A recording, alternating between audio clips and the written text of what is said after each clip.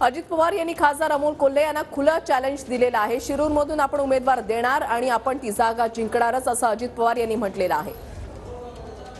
स्वतः खासदार अमोल कोल्हे आता आपल्या सोबत आहेत। कोल्हेजी, अजित पवार यांनी ज्या पद्धतीने चॅलेंज दिले त्यावर तुमची प्रतिक्रिया? मी अजून काही आव्हान ऐकलेलं नाहीये। हां, माननीय अजितदादा हे फार मोठे नेते आहेत आणि त्यामुळे माझ्या इतक्या लहान कार्यकर्त्याला ते आव्हान देतील असं मला वाटत नाही। परंतु पक्षाची जी भूमिका असेल ती पक्षाची भूमिका हे नक्कीच त्यांनी मांडली असेल, कारण मी पाहिलेलंच नाही, मी स्टेटमेंटच दादांचं ऐकलेलं नाही। तर मला असं वाटतं की आतापर्यंत शिरूर लोकसभा मतदारसंघामध्ये काम करत असताना प्रत्येक वेळी अजितदादांनी कौतुक केलेलं आहे। त्या कामाचं कौतुक केलंय, जाहीर भाषणांमधून कौतुक केलेलं आहे, संसदेच्या परफॉर्मन्सचं कौतुक केलेलं आहे।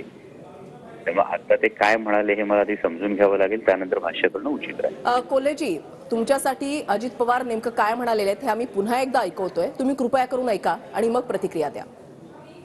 मला आणि त्यावेळेसचे आमचे वरिष्ठ त्यांनाही सांगितलं होतं मी राजीनामा देतोय, मी एक कलावंत आहे, माझ्या सिनेमावर परिणाम व्हायला लागलेला आहे।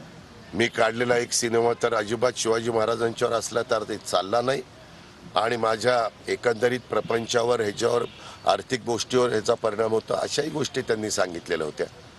मी हे कधी बोलणार नव्हतो, परंतु आता यांना आता उत्साह आला, निवडणूक आल्यात ना जवळ, त्याच्यामुळे एक एक पदयात्रा, विदयात्रा, कोणाला संघर्ष यात्रा सुस्ती, कोणाला पदयात्रा सुस्ती, चालायचं। लोकशाही आहे, लोकशाहीमध्ये प्रत्येकाला आपली आपली भूमिका मांडायचा अधिकार आहे, तू काळजीच करू नको। इथं दिलेला उमेदवार मी आज तुला सांगतो की निवडूनच आणून दाखव। कोल्हेजी, अजित पवार यांनी नेमकं काय म्हटलेलं आहे ते आम्ही तुम्हाला ऐकवलंय, आता तुमची प्रतिक्रिया?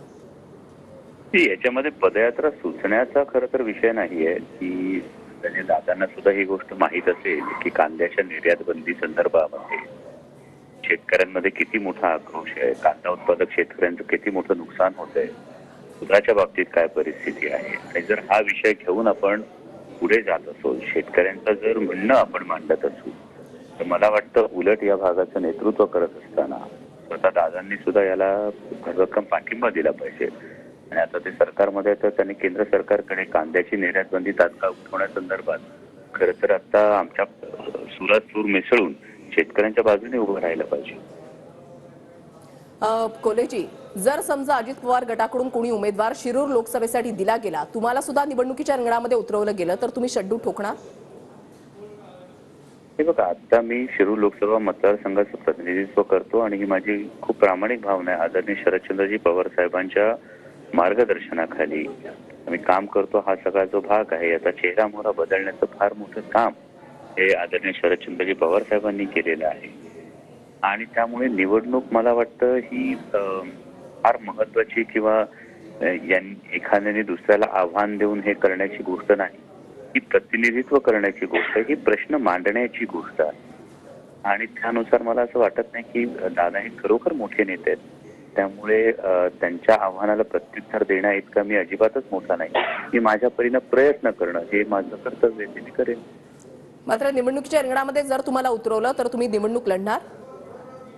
100% मी प्रतिनिधित्व करतो आहे गेल्या 5 वर्षांमध्ये, ज्यामध्ये शिरूर लोकसभा मतदारसंघामध्ये झालेली कामं जर असतील, या कामांचा जर आपण एकूण आढावा घेतला तर या कामांच्या माध्यमातून सातत्यानं संसदेमध्ये जो या भागाचे जे प्रश्न मांडलेले त्या माध्यमातून 100% निवडणुकीच्या संदर्भामध्ये आदरणीय शरदचंद्रजी पवार साहेब जो निर्णय घेतला तो मान्य आहे।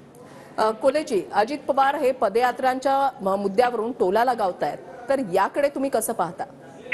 मी सांगितलं की जर हा टोला जर लगावत असतील आणि त्यानंतर आजूबाजूच्या काही जणांच्या हसण्याचा जो मला आवाज आला हा मला अत्यंत दुर्दैवी वाटला।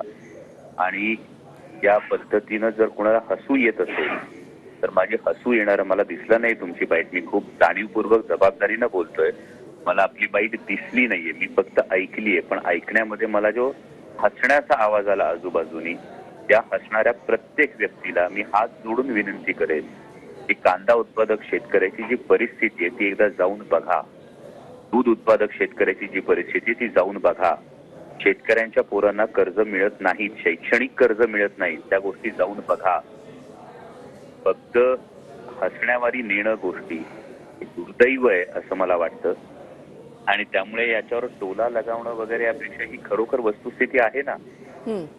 मग ज्यांना कोणाला जर या गोष्टींमध्ये हसू येत असेल त्यांनी बघावं, मागच्या वेळी जो कांद्यावर 40% निर्यात शुल्क लादलं हो. होतं यावेळी शेतकऱ्यांचं कोणी कंबरडं मोडलं, हो. मग सरकारने काय नेमकी भूमिका घेतली सांगावी ना समोर येऊन. ठीक. दूध उत्पादक शेतकऱ्यांना आज आपण म्हणता आहात की 5 रुपये अनुदान देणार शासकीय दूध हो. यांना संस्थांना. मग खासगीनी काय घोडं मारलंय? 26 लाख लिटर पुणे जिल्ह्याचं कलेक्शन आहे दुधाचं. होय. त्यातलं फक्त शासकीय याच्यामध्ये 5 लाख लिटर कलेक्शन होतं. होय. उरलेल्या 20 लाख लिटर दुधाच्या या संदर्भामध्ये या दूध उत्पादक शेतकऱ्यांना दिलासा द्यायचा कोणी? बरोबर. यात राजकारण नाहीये. ते शेतकऱ्याचं पोरग जर शिकायला लागलं होय. आणि जर त्यांना जर शैक्षणिक कर्ज पाहिजे असेल तर सांगा ना कुठल्या नॅशनलाइज बँका कर्ज देतात.